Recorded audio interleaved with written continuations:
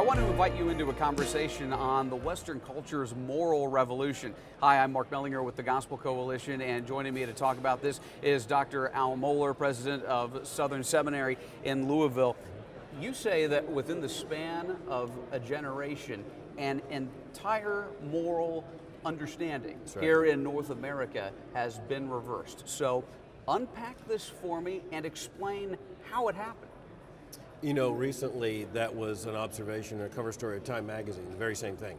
They were timing it at 25 years, saying that this vast sexual moral revolution that doesn't leave anything in the culture untouched has happened in what to those who had been the originators of that movement and the callers for that revolution, what might have seemed like a long time. He said 25 years, but as he said, this is David von Drele in Time, he said, that's the blink of an eye in human history.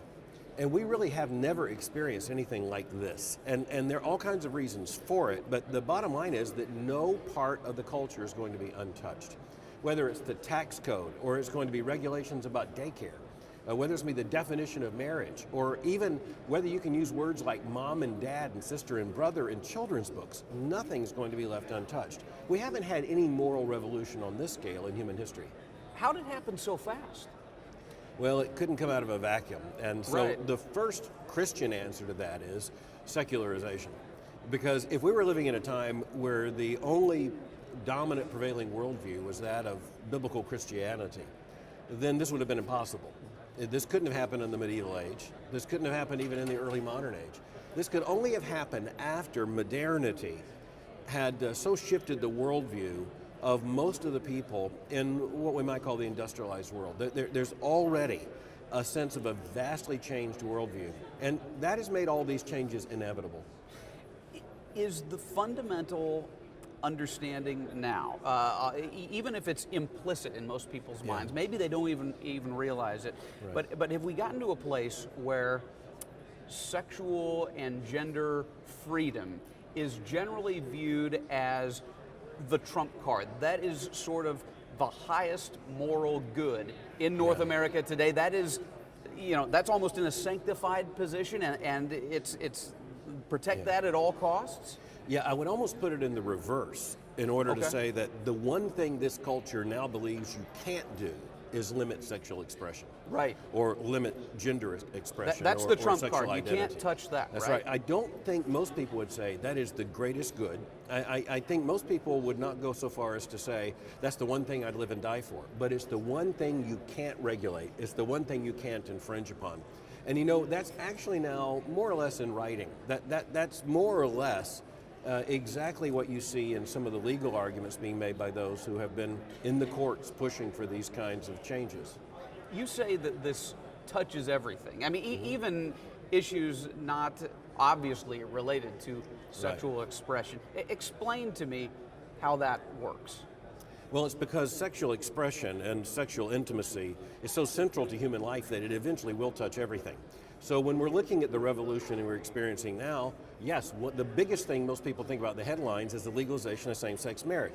What they're not thinking about is what a recent edition of USA Today had, and that is the fact that the tax code is actually going to have to more or less eliminate marriage as a meaningful category for true equality, in their view, to come about.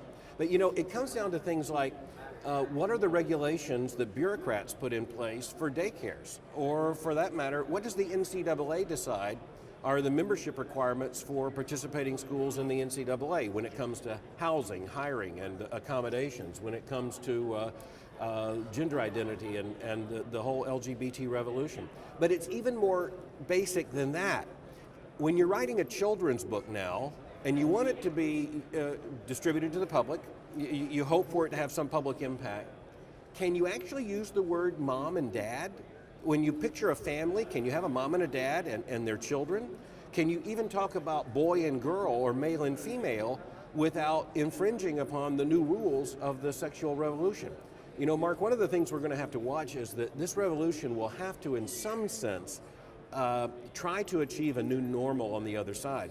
But one of my expectations is that even those who are driving this are going to find it very difficult to establish a new normal on the other side. What does faithful Christian witness then look like in this culture that already has rapidly changed and as you've alluded to, it's probably going to keep changing, go further this direction in the next 5, 10, 20 years. Well, absolutely. And I think the first thing we have to recognize is that Christ established a church. He didn't establish Christianity, he established a church. And the church is, by biblical definition, the great counterculture. It should always be the great counterculture. And one of the things we're now looking back at is the fact that we were living in an artificial age. And an age of nominal and cultural Christianity, an age when the culture at least thought it agreed with us and needed us and wanted us and validated us. And we got pretty accustomed to that.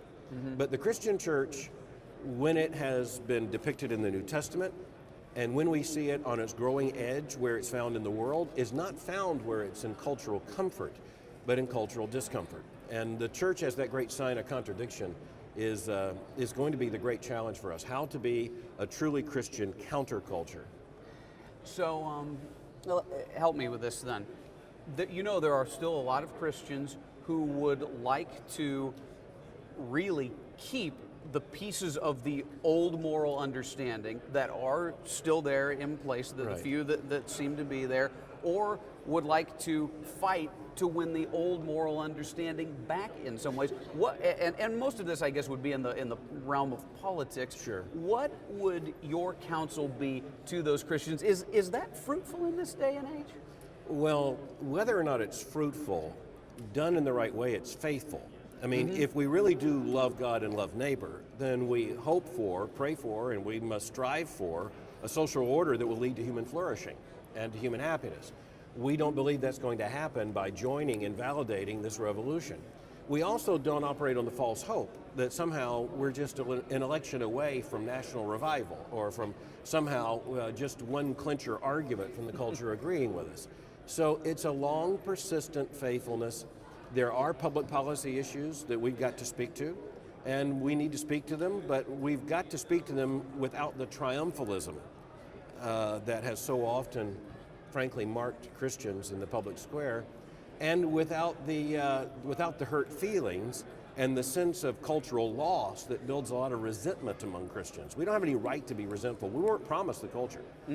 So, okay, let's end it here. In terms of practical application, what are you telling your students right now at Southern as you prepare them to hopefully live in this culture and raise families and be good church men and women for the next 50 or 60 years? One or two pieces of practical application that you think will serve them well in the coming decades? You know, I think one word is obviously that faithfulness is our goal. Faithfulness is our mandate. We're not promised success. We're not promised the culture.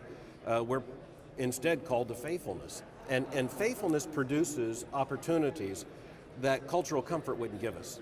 Faithfulness in this context is going to provide opportunities, again, as the church is that great sign of contradiction. When people say, well, why wouldn't you just join this revolution? Why wouldn't you break your own marital vows? Why are you so committed in this way to the family? Why are you people who gather together on the Lord's Day for worship? Why are you, by your own understanding, accountable to a moral authority the rest of us don't even recognize? There's some great opportunities for witness in this. And you know, again, where the church right now is in its leading edge, where it's growing, in sub-Saharan Africa and other parts of the world, it's not growing in a context of cultural comfort. It's growing in a context of cultural challenge. Sometimes that challenge is a matter of life and death. That helps to put our challenge into perspective. Dr. Al Mohler, thank you for the time, brother. Mark, it's great to be with you.